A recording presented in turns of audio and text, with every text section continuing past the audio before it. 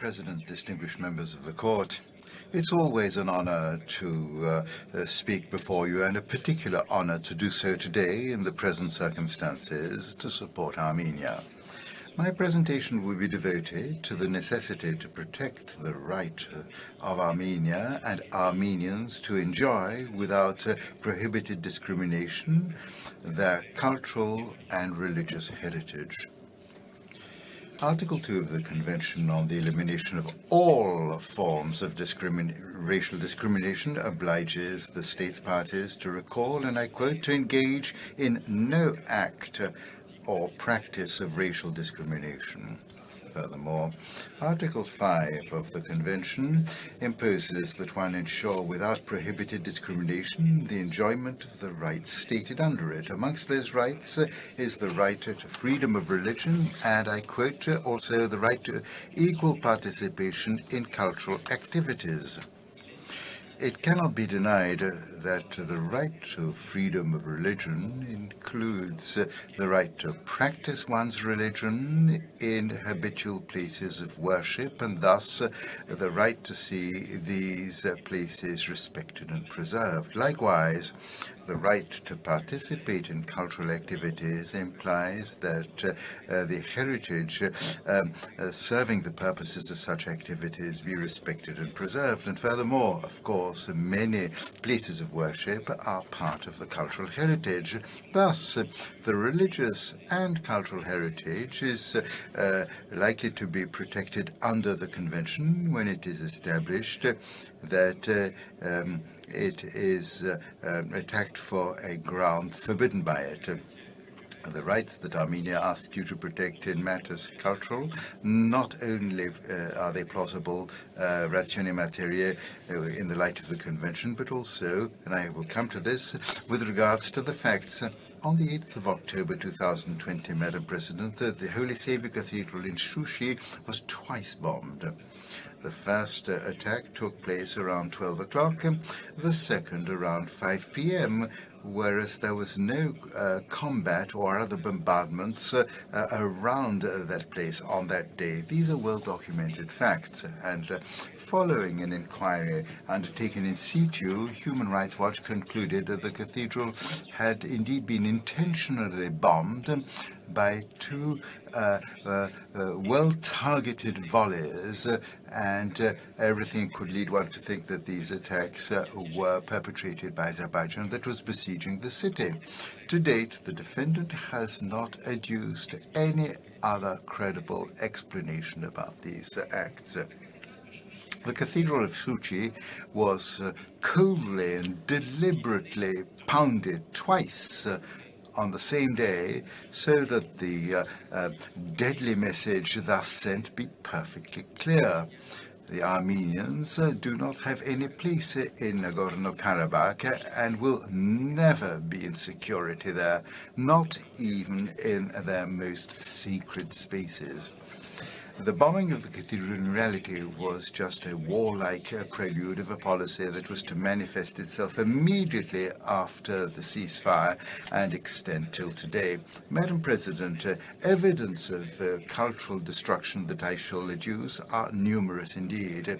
Armenia's application with regards to this contains many references to available documents on the internet. Some have been reproduced in our annexes. With the corroboration of photos or videos, this evidence appeared in the media and social networks. Tallying with each other, this evidence was collected and checked by satellite images through Caucasus Heritage Watch, a research initiative undertaken by archaeologists from the universities of Cornell and Purdue in the United States. The complete reports of these archaeologists are to be found in your hearing file, tabs 13 and 14. A few days after the 10th of November, the cathedral was yet again the subject of racist attacks, during which its walls were daubed with graffiti, whereas the statues of angels ornamenting the railings surrounding the cathedral were deliberately damaged before they disappeared. Since then, Azerbaijan has undertaken what it calls restoration of the cathedral work. It removed the spire on top of the choir tower so as to return it to its original architectural circle style and to return to the historical image of the town. But let's look at this more closely. Built between 1868 and 1887, when the region was part of the Russian Empire, here is the cathedral now on screen as it originally appeared, with its spire before the anti-Armenian pogroms of March 1920. Following the ethnical recomposition of the city caused through these dramatic events, the spire of the cathedral was removed and the religious building ceased to be maintained during the Soviet period. The cathedral resumed its original aspect in 1998 before it was bombed on the 8th of October 2020. Since then, Azerbaijan claims that restoring the cathedral could be done by removing its spire. Distinguished members of the court, in decapitating Sushi Cathedral, Azerbaijan intends to make it visible as from Stepanakert and reestablish the situation in which it was abandoned following the pogroms of 1920.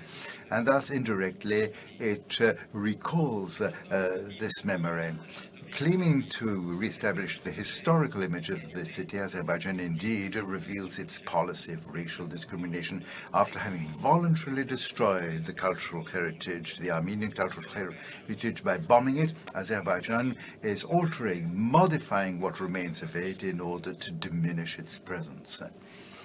Through a letter of last Friday, transmitted less than 2 days ago, the Azerbaijan Vice Minister of Culture affirms that the work of restoration was undertaken in consultation with international experts.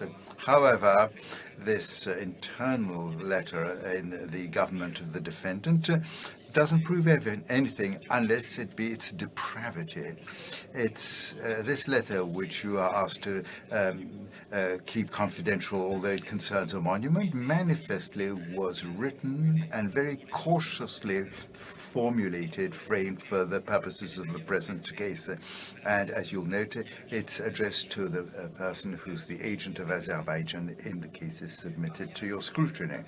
Furthermore, this letter states that experts would be consulted without actually naming them, nor saying anything about their visits or reports. And above all, it does not, this letter, indicate that Azerbaijan intends to rebuild the spire of the cathedral that its double bombing did not, however, succeed in striking down. The official position of the defendant is thus that the cathedral, in its original form, was without a spire, as you saw.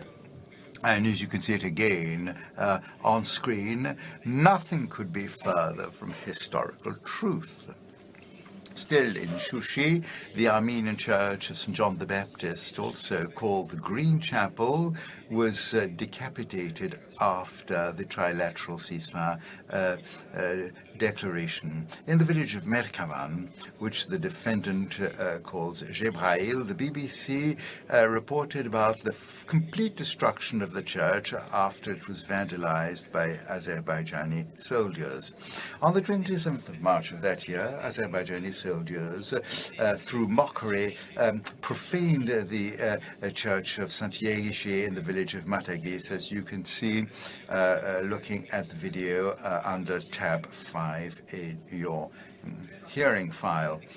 Very soon after the declaration of the 10th of November, Azerbaijani soldiers also went to Armenian cemeteries to cast down tombs, smash them and profanate them. Such incidents were reported on the 26th of November 2020, and then when spring came back in May 2021, in 5 places at least.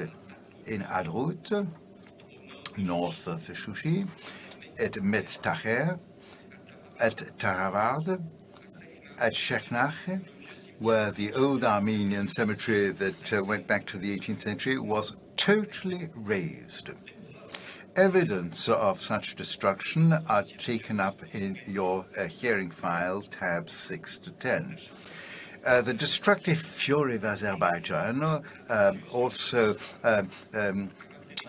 covered kachkars, a characteristic of religious art in Armenia, whose origins go back to the 4th century. A kachkar is literally a stone with a cross, either a stele about 1.50 meters high, rectangular in shape, carved in low relief with one or several crosses, surrounded by ornamental decoration of human figures or inscriptions in Armenian. And since 2010, the kachkars, Armenian kachkars, are on the list representing the immaterial cultural heritage of humanity. In Shushi, the kachkar of the bomb cathedral was then disfigured and destroyed at the late April this year.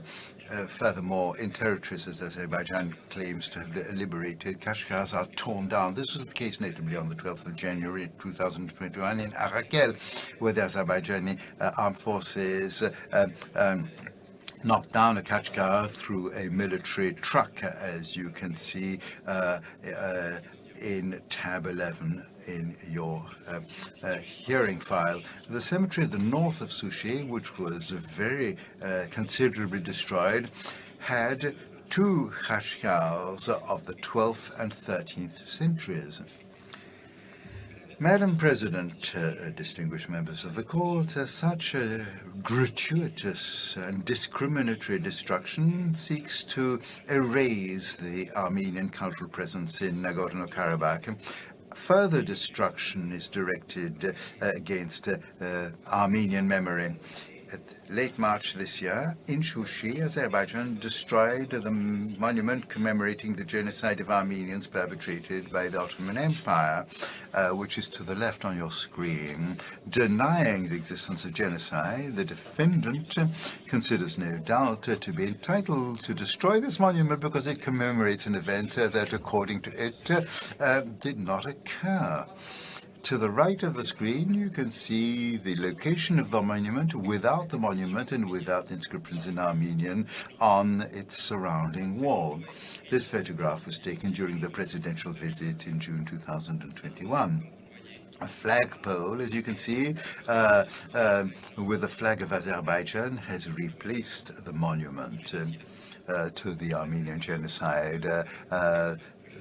There could be no stronger symbol. President Aliyev making of the rewriting of history a central point in his ethno-nationalistic and discriminatory policy. Distinguished members of the court, there is no place, no room in the territories controlled by Azerbaijan for what makes and symbolizes Armenian identity. Madam President, during his speech before the General Assembly on the 23rd of September last week, thus after your court was seized by Armenia, and on the very day Azerbaijan filed in reply its own case introducing proceedings, President Aliyev on that date said this in his discourse to the General Assembly. In Azerbaijan, we cherish and support multiculturalism as a way of life. Azerbaijan is considered as an example of tolerance and peaceful coexistence of representatives of various religious and ethnic groups living in our country. End of quote. No doubt that your season prompted the defendant to present himself before you under the most flattering light. However, such official discourses of tolerance and inclusion, as well as the very recent exhibits established for the purposes of the present case, obviously sound hollow when they are confronted, as they should be and must be, when they are confronted with the reality of the facts that my colleagues and myself have just related. beyond the window-dressing speeches, these facts reveal the genuine nature of the Azerbaijani political regime and its hateful practices contrary to the convention. Madam President, distinguished members of the court, the official discourse of Azerbaijan is all the more misleading, and the destructions of the Armenian heritage in Nagorno-Karabakh are all the more foreseeable since they occur in a particularly worrisome context. And apropos of this, I should like to propose 5 indisputable contextual elements. On the one hand, and you will have noted this through the chronology of the events, Azerbaijan undertook the cultural destruction and other breaches reported by my colleagues. At the time, it was engaged in negotiations started by Armenia, pursuant to Article 22 of the Convention. Baku many a time declared to undertake these negotiations in good faith, though all the while accusing Armenia of not doing so. The duplicity of the defendant will not have escaped your attention. Furthermore, another flagrant case of duplicity, the official discourse of the defendant destined to chancelleries is very different from that aimed at its national public opinion. As Mr. Salonidis recalled, 4 days hardly after his speech before the General Assembly, President Aliyev addressed himself to his people by stoking anti-Armenian hatred, using very discriminatory and shocking terms. Furthermore, a third contextual element which is particularly worrisome, the destructions and profanations in Nagorno-Karabakh were and are still perpetrated in camera. UNESCO has still not been able to access the Armenian cultural sites, whereas the Deputy Director General of the organization on the 21st of December declared in 2020 only the response of Azerbaijan is still awaited for UNESCO to proceed with the sending of a mission to the field, end of quote. On the occasion of his New Year's message, in other words, 10 days after the solemn appeal of UNESCO, President Aliyev accused the international organization of lying and practicing a policy of double standards. And we know, too, since less than 2 days, we know that in August this year, Azerbaijan set aside a visit of UNESCO once again, because notably its terms of reference mention Nagorno-Karabakh, an appellation which is henceforth rejected by the defendant, whereas the trilateral declaration of the 10th of November, which is binding upon it, uses that expression no less than 5 times in 9 paragraphs. So then, distinguished members of the court, that is the state of mind in which the defendants tackle the question of preservation of cultural heritage. It uses this to push its political agenda and force the hand of the international organization.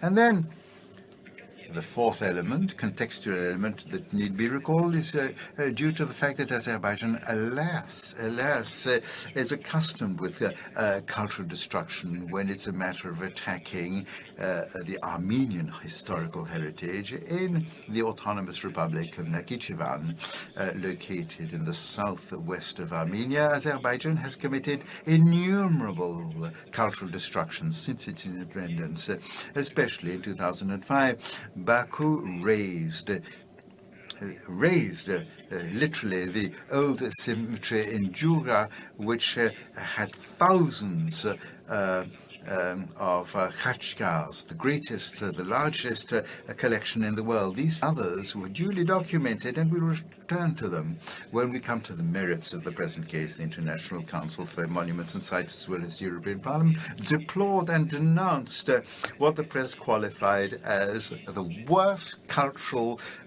genocide of the 21st century, to quote it. Now, when faced with legitimate such condemnations, the reply of the authorities in Baku was to attempt to change reality. So from historical revisionism to negationism, there is indeed only one step that Azerbaijan blithely takes through the voice of its ambassador in London, whom I quote. First and foremost, we need to make it clear that there is no such thing as Armenian heritage in the Nakhchivan Autonomous Republic simply because Armenians never lived there. Non-existing sites or cemeteries cannot be destroyed. And finally, and this is the fifth contextual element to reinforce the need to urgently to protect the Armenian heritage. Well, finally, Baku deploys the same historical revisionism with regards to Nagorno-Karabakh. Indeed, the destructions and profanations upon religious and cultural Armenian sites is accompanied with an official discourse seeking to make one believe that the Armenian heritage of Nagorno-Karabakh was a usurped heritage because the Armenian churches are monuments that belong to the Udi people, an Albanian Caucasian people whose trace we find in antiquity, and that the propaganda of Baku considers as being Proto-Azerbaijani. Posing in camouflage outfit before the church of St. Asvastatsin in the village of Tsakuri. In March 2021, President Aliyev launched him into a diatribe propagating such a theory, claiming that the church was a former Albanian church upon which Armenian inscriptions could have been placed at a later date. The internet site of the presidency translated the speech of the head of state on video and film, and this is accessible on YouTube, tab 22 of your file. So changing historical narrative in order to justify such cultural destructions and to lessen the century-old presence of Armenians in Nagorno-Karabakh, Azerbaijan is also changing its administrative language. Referring to two of its recent decrees, President Aliyev declared during his speech of the 23rd of September last before the General Assembly, he stated that, and I quote, "There is no administrative territorial unit called Nagorno-Karabakh in Azerbaijan." Distinguished members of the court, what this apparently anodyne change, since it's a bureaucratic change, and what it conceals is basically the discriminatory, destructive and revisionist attitude of Baku with regards to authentic testimony of centuries-old Armenian presence in the territories under its control, that is to say, Armenian churches, Armenian cemeteries, kashgars, and all monuments recalling such a presence. The conduct of Azerbaijan is manifestly contrary to Articles 2 and 5 of the Convention, because it is clear that the sole and unique reason for which Azerbaijan is striving as it does with regards to Armenian cultural heritage is precisely because it is Armenian. Distinguished members of the court, I would like to thank you for your kind attention. May I ask you, Madam President, to call upon Mr. Larry Martin to the bar.